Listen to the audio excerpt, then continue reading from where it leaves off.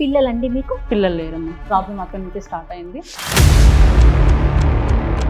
హాస్పిటల్కి రాడుతాను, బట్ వేధింపులకు మాత్రం తనే కాకుండా అత్త ఆడపడుచు కూడా వేధింపులకు గురి చేస్తున్నారు. ఏంటి అంటే నన్ను మ్యారేజ్ చేసుకున్నాడు, బట్ నా చెల్లి అంటే ఇష్టం అతనికి. నాకు తెలియకుండా సమ్ టైమ్స్ నేను సూసైడ్ చేసుకోవాలన్నంత రేంజ్కి వెళ్ళిపోయిందమ్మన్న పరిస్థితి. మీరు అసలు హాస్పిటల్కి వెళ్ళి మీ వైపున ఎలాంటి సమస్య లేదనేది క్లియర్ అయ్యిందా? వెళ్ళాను మేడం. యాక్చువల్లీ ముందుగా చెప్పాలంటే మేము కలిసిందే లేదు మేడం. ఎందుకు అంటే చెల్లి మీద ఉన్న ఇంట్రెస్ట్ తోటి ఆ సిచ్యువేషన్ అనేది తీసుకురాడు. కాదు మేడం, స్టార్టింగ్ నుండి మా బావ బాగానే చూసుకునేవారు, వాళ్ళ అమ్మ కూడా బాగానే చూసుకునేది, ఎలాంటి ఇబ్బందులు అయితే లేవు. మా అక్కే స్టార్టింగ్ నుండి ఏదో ఒకటి అంటా ఉండేది. మంచిగా చూసుకునేది నీకేం తెలుసు? ఏం చేసినావు నువ్వు పిచ్చిదాని పోయి ఇక్కడ దాకా వచ్చినావు. ఏం మాట్లాడుతున్నావు వైష్ణవి? ఎంత నీ వయసు? 20 years. మీ అక్కను పెళ్లి చేసుకున్నాడా మీ బావ? చేసుకున్నాడు. ఇప్పుడు నిన్నెందుకు చేసుకుంటున్నాడు? ఆమెకు పిల్లలు కావట్లేదని చెప్పడానికి నువ్వేం మెడికల్ ఎక్స్పర్ట్వా?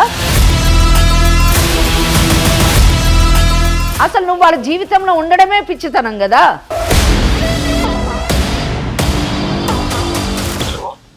ఎక్కడున్నారండి? బయట ఉన్నా. ఏం కాల్ చేసావు? ఎక్కడికి వెళ్ళారో కనుక్కుందామని చేసి. ఏ నా వెనక డిటెక్టివ్ లో పెట్టాల్సిందే నువ్వు. డాక్టర్ ఏం చెప్పింది? నీలో ప్రాబ్లం ఉందని. లేదు, నేను హాస్పిటల్కి వెళ్ళి చెక్ చేయించుకున్నాను, నాలో ఎలాంటి ప్రాబ్లం లేదు. మీరు ఇక్కడ దాకా హాస్పిటల్కి రాలేదు కాబట్టి ప్రాబ్లం అంతా మీ దగ్గరే ఉంది. మీ చెల్లికి చెప్పు, నేను పెళ్లి చేసుకుంటాను, హాయిగా ఆ 4 ఎకరాల ల్యాండ్ మనకే. నువ్వు వేసిన అబండాలు, నువ్వు పెట్టిన వేధింపులు అన్నీ తెలుసు. భరించుకుంటా చచ్చిపోదామన్న స్టేజ్కి తీసుకొచ్చావు. కానీ నేను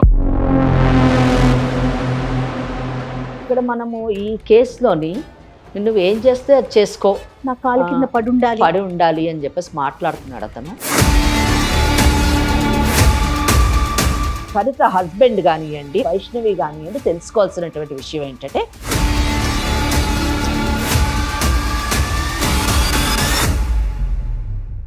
IVF చికిత్సలో 25% భారీ discount. Andro max advanced male infertility centre. 29 సమర్పించు లీగల్ అడ్వైస్ కార్యక్రమానికి స్వాగతం. మనతో పాటు అడ్వకేట్ వెంకటేశ్వర గారు ఉన్నారు. నమస్తే అమ్మా. నమస్తే అండి. సరిత అని ఒక అమ్మాయి మనకు మెయిల్ చేశారు. ఓకే. ఆ అక్క చెల్లెళ్ళకి సంబంధించిన ఒక చిన్న సమస్య. చిన్న సమస్య అనకూడదేమో, చాలా పెద్ద సమస్య అనే చెప్పాలి. బహుశా మీ సలహా సూచన వారికి అవసరం. తప్పకుండా.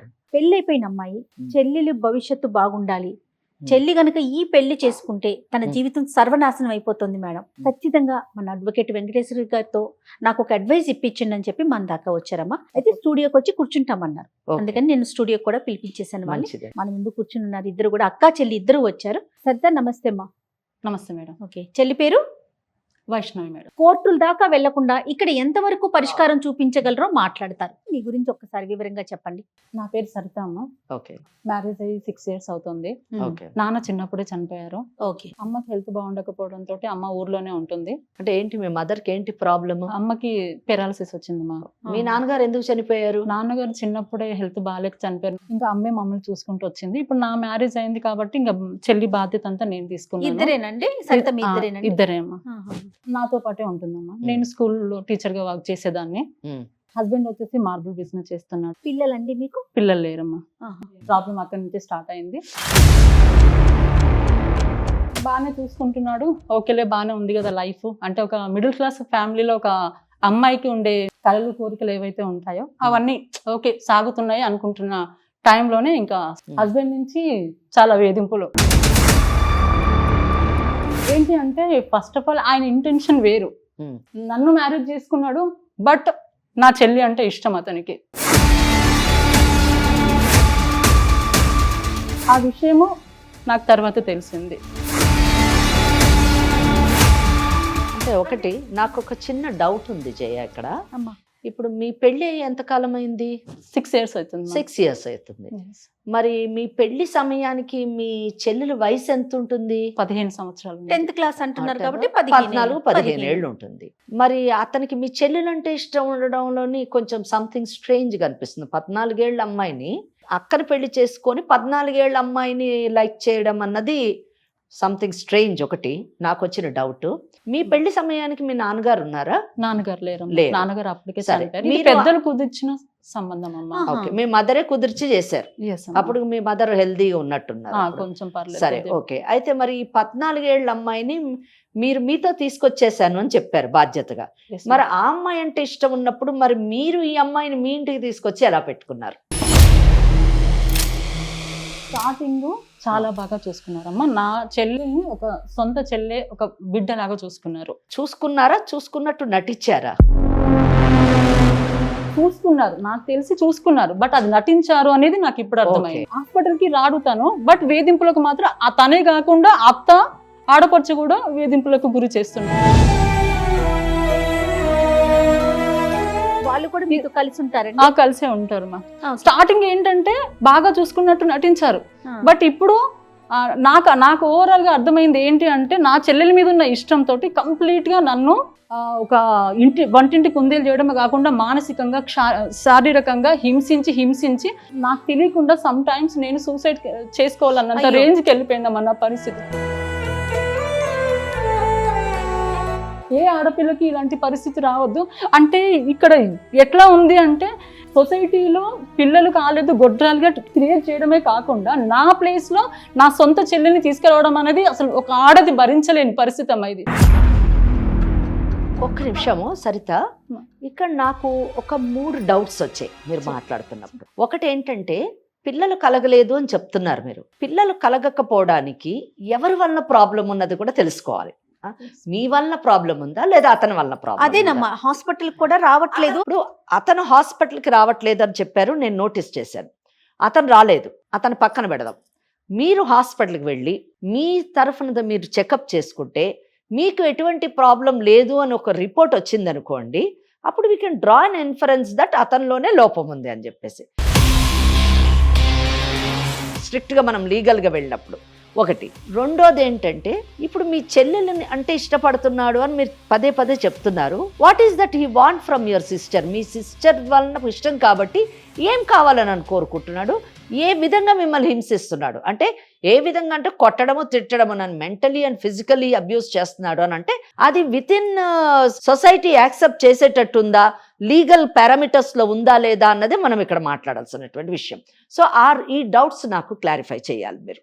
కంప్లీట్ గా ఇంట్లో హౌస్ అరెస్ట్ చేసేసాడు. ఓకే, బయట ప్రపంచానికి వెళ్ళొద్దు. Okay. యాక్చువల్లీ నేను టీచింగ్ ఫీల్డ్ చేసేదాన్ని.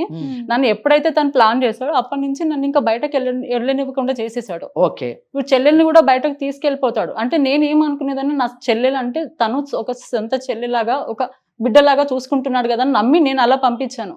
చివరికి వచ్చేటప్పటికి ఇలాగ వచ్చింది అనేది నాకు తర్వాత అర్థమైంది. నా దగ్గర ఓపెన్ అయిపోయాడు. ఇంకొకటి ఏంటంటే, ఏమని? నేను నీ చెల్లెల్ని పెళ్లి చేసుకుంటా. ఓ. ఇది ఎట్లా అంటే అమ్మా, అసలు భరించడానికి. మీరు అసలు హాస్పిటల్కి వెళ్ళి మీ వైపున ఎలాంటి సమస్య లేదు అనేది క్లియర్ అయిందా? వెళ్ళాను మేడం. యాక్చువల్గా ముందుగా చెప్పాలంటే మేము కలిసిందే లేదు మేడం. సో మీరు హాస్పిటల్కి వెళ్ళి చెక్ చేసుకున్నారంటున్నారు. మీ ఇద్దరి మధ్య అసలు ఎలాంటి రిలేషన్ కంటిన్యూ అవ్వట్లేదు. ఒక వైఫ్ అండ్ హస్బెండ్ మధ్య ఉండే రిలేషన్ లేదంటున్నారా? చాలా తక్కువ అమ్మా. ఎందుకు అంటే, చెల్లి మీద ఉన్న ఇంట్రెస్ట్ తోటి ఓకే, ఆ సిచ్యువేషన్ అనేది తీసుకురాడు. మళ్ళీ పైకి చూస్తే మాత్రం నటన. నా చెల్లి చూస్తే మా అక్క బావ ఎంత హ్యాపీగా ఉన్నారో అని అనుకునే టైప్ లో బిహేవ్ చేయడం ఇంట్లో. ఎలాంటి మనుషులు ఉన్నారమ్మా బయట. సమాజంలో అన్ని రకాల మనుషులు ఉంటారు కాబట్టి వాటికి తగ్గ ఆ సమస్యలకు తగ్గ చట్టాలు కూడా ఉంటాయి. ఖచ్చితంగా. సో ఇక్కడ మనం సరితదైతే విన్నాం వర్షన్. ఓకే, ఆమె బాధని, ఆమె రైట్ ని, ఆమె హక్కుని ప్రొటెక్ట్ చేసుకోవడానికి ఆమె తప్పిస్తుంది. దాంట్లో ఏమాత్రం కూడా తప్పు లేదు. She is in safe place. ఇప్పుడు మనము చెల్లెలు ఏమనుకుంటుంది, వైష్ణవి ఏమనుకుంటుంది అన్నది ఒకసారి మనము వైష్ణవి, ఇప్పుడు నువ్వు మాట్లాడాల్సిన సమయం అమ్మా. నమస్తే అండి. నమస్తే అమ్మా. ఏంటి పరిస్థితి ఏంటి? ఇప్పుడు అక్క చెప్తా ఉంది నీ మీద కన్నేసి అతను అక్కని అవాయిడ్ చేస్తున్నాడు అనేసి. నువ్వేమంటావు దానికి? నేను ఇంటర్ చదువుతున్నప్పుడు మా బావ కానీ వాళ్ళ అమ్మ వాళ్ళు కానీ నన్ను యాక్సెప్ట్ చేశారు, ఇంట్లో ఉంచుకొని చదివిపిద్దాము అని చెప్పేసి. ఆహా. సో మా అమ్మ హెల్త్ బాగాలేదు కాబట్టి నేను కూడా ఓకే అని వచ్చి చెప్పాను. అక్క దగ్గర ఉండి చదువుకుంటున్నావు. చదువుతున్నా. బాగుంది. అది ఏది కావాలన్నా నాకు ఇచ్చేవారు. ఓకే. సో అట్లా నాకు కూడా అరే నాన్న లేకున్నా అలా చూసుకుంటున్నాడు కదా. మా అక్క కూడా నన్ను బాగా చూసుకునేది. బావతో పాటు మీ అత్తయ్య అంటే బావ వాళ్ళ అమ్మ గాని వాళ్ళ అమ్మాయి గాని అందరూ నీతో బానే ఉంటారు. అందరు బానే ఉండేది. మా అక్క కూడా బానే ఉండేది. మా మీ బావ అక్క కూడా కాబట్టి ఏది కావాలన్నా తను ఇచ్చేవాడు. అదే. నాకు ఇంకా ఏది కావాలన్నా తనతో పాటు తీసుకెళ్లి ప్రతిదీ తీసుకొచ్చి ఇచ్చేవారు. అది కాస్త ఏమైందంటే కొంచెం కొంచెంగా మా అక్కకి పిల్లలు కావట్లేదు అని చెప్పేసి అక్కడ స్టార్ట్ చేశారు. అది ప్రాబ్లం ఏంటో నాకు కూడా తెలీదు. అయితే నేను ఇట్లా వేరే మ్యారేజ్ చేసుకుంటాను అని చెప్పేసి అంటుంటే చెప్పేవారు. అంటుంటే ఆ టైంలో నాకు కూడా అనిపించింది, నన్ను చిన్నప్పటి నుండి ఇలా చూసుకుంటున్నారు కదా, బయటకి ఎందుకు వెళ్ళడము, మా అక్కకి పిల్లలు కావట్లేదు, ఇద్దరి అక్క సిస్టర్స్ మే కదా, సో ఆ పిల్లల్ని ఇద్దరం చూసుకోవచ్చు కదా అనేది. ఇది మీ ప్రపోజల్, అతని ప్రపోజల్. అంటే సెకండ్ మ్యారేజ్ సెకండ్ మ్యారేజ్ చేసుకుంటా అన్నది మీరే కానక్కర్లేదు, మీరు చెప్పారా లేకపోతే అతను మిమ్మల్ని అడిగాడా అన్నది మాకు కావాలి. Straight question. మిమ్మల్ని అంతే. తను అనే దాంట్లో నా మీద ఇష్టం ఉంది అనేది నాకు అర్థమైంది. కాదమ్మా, నిన్ను మీ బావ నీ దగ్గర ప్రపోజ్ చేశాడా? అతను నిన్ను పెళ్లి చేసుకుంటాను అన్న విషయం క్లియర్ గా నీతో చెప్పాడా? అంటే తను మీ అక్కకు పిల్లలు కావట్లేదు, నేను సెకండ్ మ్యారేజ్ చేసుకుంటాను అని కొన్ని రోజులుగా అని ఆ తర్వాత నన్ను డైరెక్ట్ గా అడిగాడు పెళ్లి చేసుకుందామని. అడిగితే నువ్వెట్లా వింటావమ్మా? సొంత అక్క కదా. కాదు మేడం, బయట నుంచి వేరే అమ్మాయి వస్తేనే యాక్సెప్ట్ చేయను, నువ్వు వస్తే ఎట్లా యాక్సెప్ట్ చేస్తాను అనుకుంటున్నావు? నువ్వు నా ప్లేస్ లో నువ్వు ఉంటే నీకు అర్థమవుతుంది కదా నేను ఎంత బాధ అనుభవిస్తున్నాను అనేసి. ఏం మాట్లాడుతున్నావు? నీకు పిల్లలు కావట్లేదనే తను అక్కడ నిన్ను ఎక్స్పోజ్ చేశాడు. నీకు కావట్లేదు, కాలేనప్పుడు నన్ను చిన్నప్పటి నుండి బాగానే చూసుకుంటున్నాడు కదా మేడం. పిల్లలు కావట్లేదు అంటే దాని రీజన్ తెలుసా నీకు? నీకెక్కడ తప్పుగా అనిపించలేదా మీ బావ అలా మాట్లాడుతుంటే? ఏ రోజు తప్పుగా అనిపించలేదు. నన్ను పెట్టి బాధలు దానికి ఏం తెలుసు మేడం, దాని దగ్గర అన్ని నటించడమే. పిచ్చి మాటలు మాట్లాడుతూ ఉంటది మేడం. అది పిచ్చిది మేడం, అక్క అంటే తల్లి కంటే ఎక్కువ. దాన్ని ఎట్లా చూసినా దానికి తెలుసు, అది అమాయకురాలు మేడం, దానికి తెలీదు. దాన్ని ఆటబొమ్మని చేసి అదే నా బాధ అంతా. దాని జీవితం చక్క పెట్టడానికే ఇప్పుడు మీ దాకా తీసుకొచ్చింది. నాలాగా ఇంకొక ఆడు దాని బ్రతుకు ఖరాబ్ అవ్వద్దు అన్న ఇంటెన్షన్ తోటి, బట్ దానికి అర్థం అవ్వట్లేదు. ఏం వైష్ణవి తెలీదు అని అంటుంది కదా మేడం. ఏదైనా కావాలి అన్నప్పుడు తనతో ఎందుకు పంపించింది? ఆ రోజు తెలీదా తన భర్త గురించి? అంటే అతనితో బయటికి ఎందుకు పంపించింది? ప్రతిదానికి ఇది తీసుకురాపో అది తీసుకురాపో, నీకు అవసరమైన నేను కాదు బావతో అడుగు. చెల్లి అంటే ఒక బిడ్డతో సమానం, అదే నేను ఫస్ట్ నుంచి దాన్ని చూసింది. అంతేగాని వేరే కోణంలో తను ఆలోచించలేదు. కాదు మేడం, స్టార్టింగ్ నుండి మా బావ బాగానే చూసుకునేవారు, వాళ్ళ అమ్మ కూడా బాగానే చూసుకునేది, ఎలాంటి ఇబ్బందులు అయితే లేవు. మా అక్కే స్టార్టింగ్ నుండి ఏదో ఒకటి అంటా ఉండేది. వాళ్ళు మంచిగా చూసుకునేది నీకేం తెలుసు? ఏం చూసినావు నువ్వు? నువ్వు పిచ్చిదాని పోయి ఇక్కడ దాకా వచ్చినావు.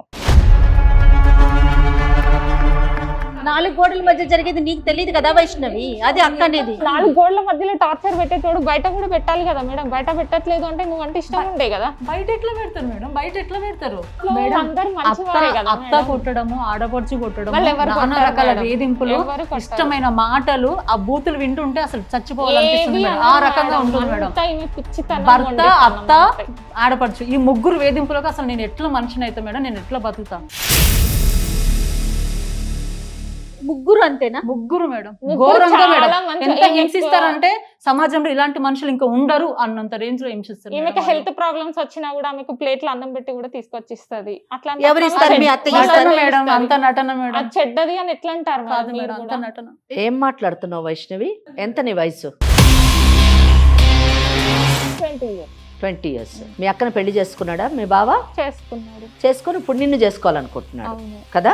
రేపు నిన్ను చేసుకున్న తర్వాత ఇంకొక పుల్లమ్మ వస్తుంది, దాన్ని చేసుకోవాలనుకుంటాడు. అప్పుడు ఇదే విధంగా మాట్లాడతావు, అప్పుడు నువ్వు పిచ్చిదానివా? ఎందుకు చేసుకుంటారు మేడం? ఇప్పుడు నిన్నెందుకు చేసుకుంటున్నాడు? సమాధానం చెప్పు. ఆమెకు పిల్లలు కావట్లేదని చెప్పడానికి నువ్వేం మెడికల్ ఎక్స్పర్ట్వా?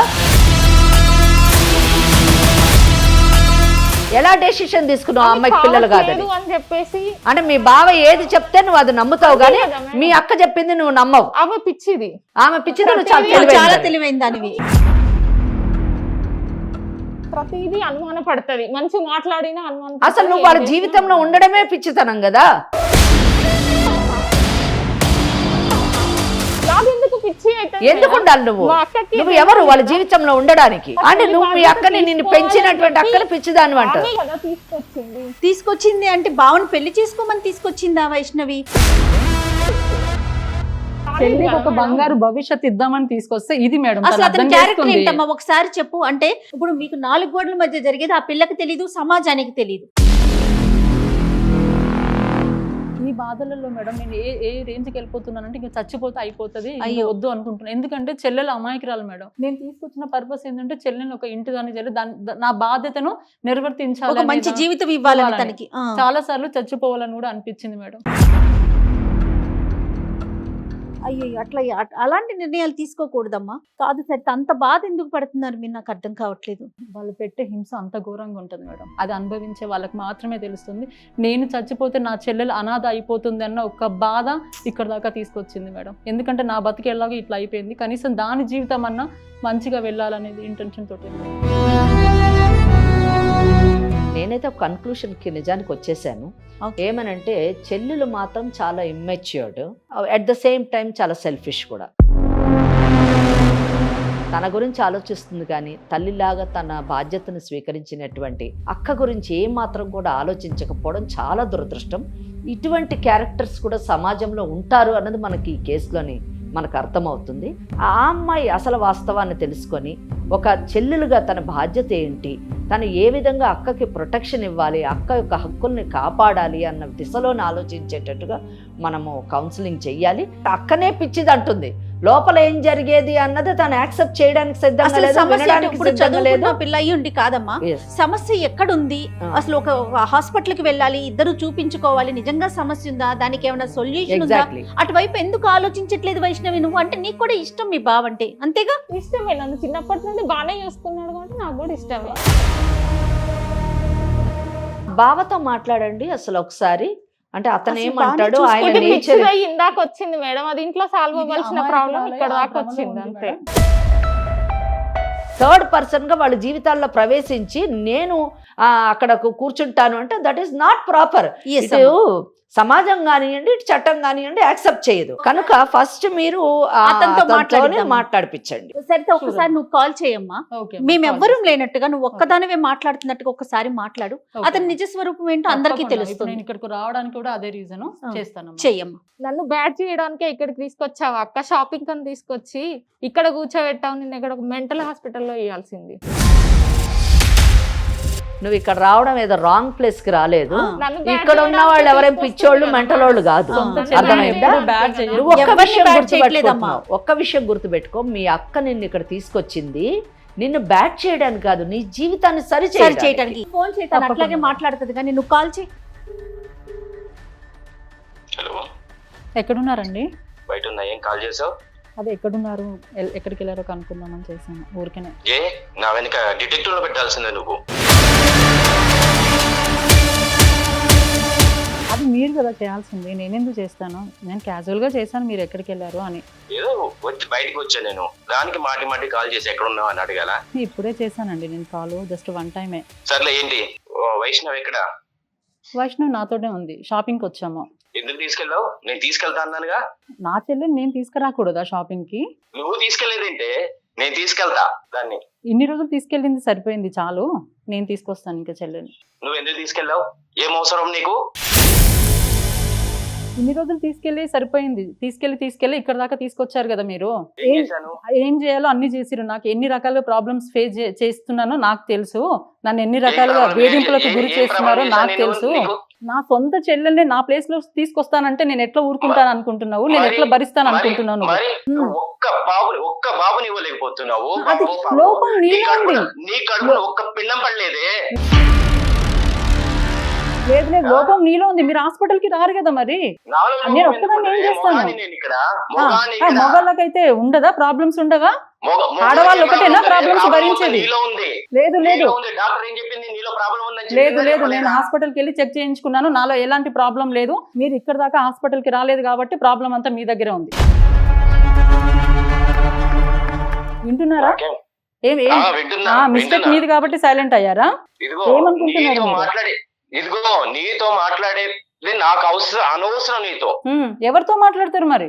వైష్ణవికి ఇవ్వు. లేదు, వైష్ణవ్తో మాట్లాడించాను నేను. సరిపోయింది. ఇన్ని రోజులు ఒక ఫాదరు ఒక బ్రదర్ అనుకొని పంపించాను, కానీ లాస్ట్కి వచ్చేటప్పటికి మీరు దాన్ని నా ప్లేస్లోకి కూర్చోబెడతానంటే ఎలా ఊరుకుంటాను అనుకుంటున్నారు? మీరు ఏమనుకుంటున్నారు? ఒక ఆడది ఎంత భర్త అంటే సర్వస్వం అనుకొని అన్ని వదిలిపెట్టుకొని వచ్చిన ఆడదాన్ని ఉసురు పోసుకుందాం అనుకుంటున్నారా? నేను ఎన్ని రకాల క్షోభ అనుభవిస్తున్నానో నాకు తెలుసు. ఇదిగో, నువ్వు పెట్టే సరితా? నరక యాతన ఆల్రెడీ భరిస్తున్నా. నేను ఒక మాట చెప్తాను చూడు, ఒక మాట విని మూసుకొని పడి ఉంటావా? లేదు, పడి ఉండే రకం కాదు నేను. ఇన్ని రోజులు పడ్డాను, వంటింటి కుందేలు చేసావు, అన్ని రకాల భరించాను. మూసుకొని నువ్వు మీ చెల్లికి చెప్పు, నేను పెళ్లి చేసుకుంటాను హాయిగా. ఆ 4 ఎకరాల ల్యాండ్ మనకే. నువ్వు సరేనా? ఫస్ట్ నుంచి నీ ప్లానింగ్ అంతా అదే అనేది నాకు అర్థమైంది. కానీ నా- ఇక్కడ నేనున్నాను, నా చెల్లెలకు ఒక మంచి భవిష్యత్తు ఇవ్వడం కోసమే నేనున్నాను. నా జీవితం ఎలాగో ఖరాబ్ అయిపోయింది, కనీసం నా చెల్లి బ్రతకన్నా కాపాడుకుంటాను. నేను దానికి తల్లిని, అది అమాయకి రాలు. నేను ఇద్దరిని పెళ్లి చేసుకుంటానే, ఇద్దరు నా దగ్గరే ఉంటారు. ఏమనుకుంటున్నావు? సరేనా? 100 మందిని పెళ్లి చేసుకుందాం అనుకుంటున్నావా? ఏమనుకుంటున్నావు? నువ్వు పెద్ద సంసారివా? నువ్వు పెద్ద సంసారివా? ఏం స్కూల్లో చెప్తున్నావు? రాసలీలలు చూసానులే. చూపించు, దమ్ము ఉంటే ఎవిడెన్స్ చూపించు. స్కూల్లో మీ అబండం వేయడం కాదు, చాలు. ఇలాంటి అబండాలు ఎన్నిసార్లు వేసావు తెలియదు అనుకుంటున్నావా? సినిమా థియేటర్లో కూర్చొని పాప్కార్న్ తినేది నేను చూసా. ఎక్కడ నేను చెల్లెల్ని కానివ్వకుండా చేస్తానని చెప్పేసి నువ్వు వేసిన అబండాలు, నువ్వు పెట్టిన వేధింపులు అన్నీ తెలుసు. భరించుకుంటా భరించుకుంటా చచ్చిపోదాం అన్న స్టేజ్కి తీసుకొచ్చావు. కానీ చచ్చిపో. నేను చచ్చిపోను. నా చెల్లెల్ని కాపాడుకునేంత వరకు నేను చచ్చిపోను. నువ్వేంటి అనేది నేను నీ నిజ స్వరూపం నా చెల్లెలికి చూపిస్తా. నీ చెల్లెల్ని పెళ్లి చేసుకుని హాయిగా ల్యాండ్ ఆహా, మొత్తం నేనే తీసుకొని ఉంటావు, కూర్చుంటా. తీసుకుంటావు. కానిస్తా, నేను అది కానిస్తా. ఏమనుకుంటున్నాను? నన్ను ఎన్ని రకాల బాధలు పెడుతున్నావు, నేను ఎన్ని రకాల నిద్ర లేని రాత్రులు అనుభవిస్తున్నానో నాకు తెలుసు. ఏం బాధ పెట్టానే నేను నీకు? ఏం బాధ పెట్టా చెప్పు. మాటల్లో చెప్పేది కాదులే, నువ్వు పెట్టేది ఏదో నాకు తెలుసు. నేను ఎన్ని రకాలు అనుభవిస్తున్నానో నాకు తెలుసు. ఇదిగో నాది మొదటి నుంచి ఇదే ఉంది. వైష్ణవి పెళ్లి చేసుకుంటే లేదు, ఛాన్సే లేదు. లేదు, ఛాన్సే లేదు. నువ్వు ముప్పు తిప్పలాడు 3 చెరువులు నీళ్ళు తాగినా నేను కానివ్వను. నువ్వేం చేసుకుంటావో చేసుకో. అసలు ఛాన్సే లేదు, ఇవ్వను నేను. నా ప్లేస్ లోకి ఇంకొక ఆడది వస్తేనే నేను ఒప్పుకోను. అలాంటిది నా చెల్లెలు వస్తే ఒప్పుకుంటాను అనుకుంటున్నావు నువ్వు? ఏమనుకుంటున్నావు? నీకు అస్సలు ఛాన్స్ లేదు. ఏం చేసుకుంటావో చేసుకో. మీ అమ్మ, మీ చెల్లెలు, నువ్వు పెట్టిన బాధలకి నేను ఎన్ని రకాల క్షోభ అనుభవించినో నాకు తెలుసు. నన్ను స్కూల్కి వెళ్ళనీయకుండా కూడా చేశారు. మానసికంగా అవునే చేస్తాం. ఎందుకు చేస్తారు? ఏం రైట్స్ ఉన్నాయి నీకు? ఎందుకు చేస్తారు? ఎందుకు కొడతారు? ఏం తప్పు చేశానని కొడతారు? నువ్వు కంప్లీట్లీ రాంగ్ ఆలోచించుకుంటూ నా చెల్లెల్ని. నా మాట విను. నువ్వు ఉండాలంటే ఉండు. నేను ఉండడమా ఉండకపోవడమా చెప్తా నీకు. నేను మాత్రం నీ చెల్లిని పెళ్లి చేసుకుంటా. అంటే నేను పడ్డ బాధలో నా చెల్లి కూడా పెడదాం అనేది. నువ్వేం మాట్లాడుతున్నావే? నేను దాంతో మాట్లాడుకున్నా. నేను మాట్లాడుకున్నా. మేమిద్దరం పెళ్లి చేసుకుంటాం. నీ గురించి తెలియదురా దానికి. అది మబ్బులో ఉంది. అది అమాయకురాలు. అదే అమాయకురాలు రా. నీకు తెలియదురా, నీ నిజ స్వరూపం తెలియదు. నువ్వు ఎన్ని రకాల క్షోభలు పెట్టావో నాకు తెలుసు. అవునే, కొడతాను, తిడతాను. ఎందుకు కొడతావు? ఏం రైట్స్ ఉన్నాయి నీకు? ఎందుకు కొడతావు? పెళ్లి చేసుకున్నంత మాత్రాన కొట్టడమా? వినను. అన్ని చేశాను కానీ నీ మనసులో వేరే ఉద్దేశం పెట్టుకొని ఇంత దాకా తీసుకొచ్చావు. కానీ నేను పడ్డ బాధ మాత్రం నా చెల్లెకు పడదు. నేను ఏ నిర్ణయం తీసుకోవాలో ఆ నిర్ణయం తీసుకుంటున్నాను. నీ గతి కోర్టులో చూసుకుంటా నేను. ఇంకా ఇదిగో ఒక్కటే నా ఇంటెన్షన్ ఏం తెలుసా? నీ చెల్లెని పెళ్లి చేసుకోవడం. నన్ను కొట్టినట్టు నా చెల్లెని కొడదాం అనుకుంటున్నావా?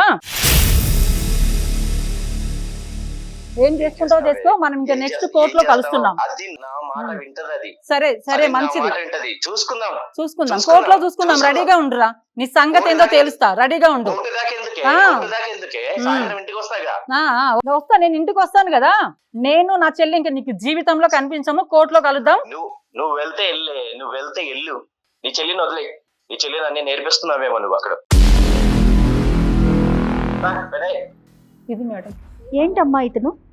మీరు విన్నారు కదా, ఇక్కడ మనము ఈ కేసులోని నువ్వు ఏం చేస్తే అది చేసుకో, నా కాలు కింద పడి ఉండాలి అని చెప్పేసి మాట్లాడుతున్నాడు అతను. సరితే ఏం చేయలేదు. ఎందుకు ఏం చేయలేదంటే తండ్రి లేడు. రెండోది ఉన్నటువంటి తల్లి పారాలిటిక్ పేషెంట్, పుట్టింటికి వెళ్ళి ఉండేటటువంటి అవకాశం పరిస్థితి లేదు పాప. లేదు. చెల్లెల మీద కన్నేసినటువంటి భర్తను ఏమీ చేయలేనటువంటి చాతకాంతనం ఒక వంకైతే, ఏ చెల్లెలైతే తన కాపాడాలని అనుకుంటుందో ఆ చెల్లెలే తిరగబడేటటువంటి పరిస్థితి.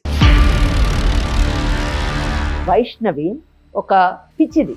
ఆమె ఉపయోగించినటువంటి పదం ఈ రోజు ఆమెకే వర్తిస్తుంది. టెంప్టేషన్స్ కు లోనయ్యేటటువంటి అమాయకురాలు. మళ్ళీ అక్కడ తను ఏదో త్యాగం చేస్తున్నానని ఫీల్ అవుతోంది. చిన్నప్పటి నుంచి తను చాలా బాగా చూసుకుంటున్నాడు. వాళ్ళ అమ్మ బాగా చూసుకుంటుంది, వాళ్ళ అక్క బాగా చూసుకుంటుంది. మా అక్కనే పిచ్చిది.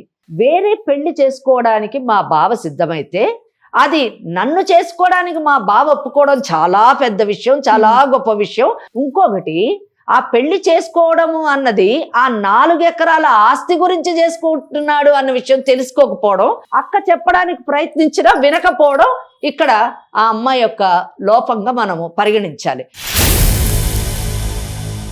ఇక్కడ ఇంకొక విషయము, ఆ హస్బెండ్ అన్నట్టు సరిత హస్బెండ్ కానివ్వండి, వైష్ణవి కానివ్వండి, తెలుసుకోవాల్సినటువంటి విషయం ఏంటంటే, మన సభ్య సమాజంలో ఉన్నాము. ఇక్కడ ఒక చట్టం అంటూ ఉంది, కొన్ని రూల్స్ అంటూ ఉంటాయి. ఆ చట్ట పరిధిలోని మాత్రమే నువ్వు జీవించేటటువంటి హక్కు ఉంది. ఆ చట్ట పరిధిలో నీ కేసుని ఎవరు కూడా హర్షించరు. తన అక్కకి భర్త ఉన్నాడు, వాళ్ళిద్దరికి సాంప్రదాయంగా పెళ్లి జరిగింది, వాళ్ళిద్దరికి విడాకులు జరగలేదు. జరగని పక్షంలో నువ్వు ఒక భార్యగా అతని జీవితంలోని వెళ్ళేటటువంటి అవకాశం ఇటు సమాజం కానివ్వండి, చట్టం కానీ ఒప్పుకోదు, కల్పించలేదు. అప్పుడు నీ పరిస్థితి ఏంటి? పెళ్లి చేసుకుంటే నువ్వు ఒక మిస్ట్రెస్ గా మాత్రమే ఉండాలి.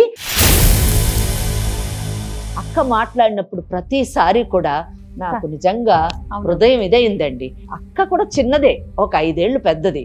ఒక తల్లి స్థానంలో నుంచొని నా చెల్లెల జీవితాన్ని పాడు చేయను. ఏ అక్క అంటదండి? తల్లి స్థానంలో నిలబడ్డ తల్లికి వచ్చేటటువంటి మాటలు ఎంత గొప్ప విషయం. చేతులెత్తి నమస్కరించాలి.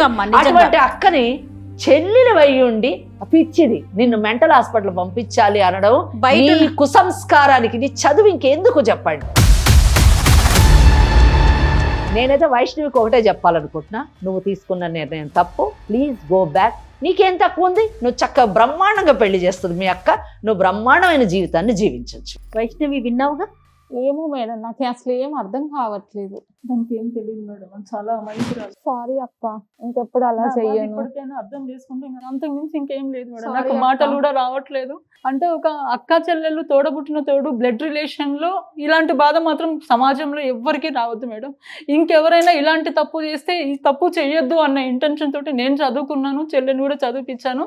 మళ్ళీ ఎవరు ఈ బాధ భరించాలి. అలా బాగా చూసుకుంటున్నాడు అని చెప్పేసి నేను కూడా అనుకున్నాను. నీ మాటల్లోనే తెలుస్తుందమ్మా నువ్వు ఎంత అమాయకంగా ఆలోచిస్తున్నావు, ఎంత మెచ్యూరిటీ నటనకి ప్రలోభ లోనైంది. అది తను అలా చేస్తాడని నేను కూడా అనుకోలేదు కదా మేడం. అదే కదా జీవితం. జరిగితే నేను ఎలా ఊరుకుంటాను మేడం? నేను కూడా ఊరుకోలేను కదా.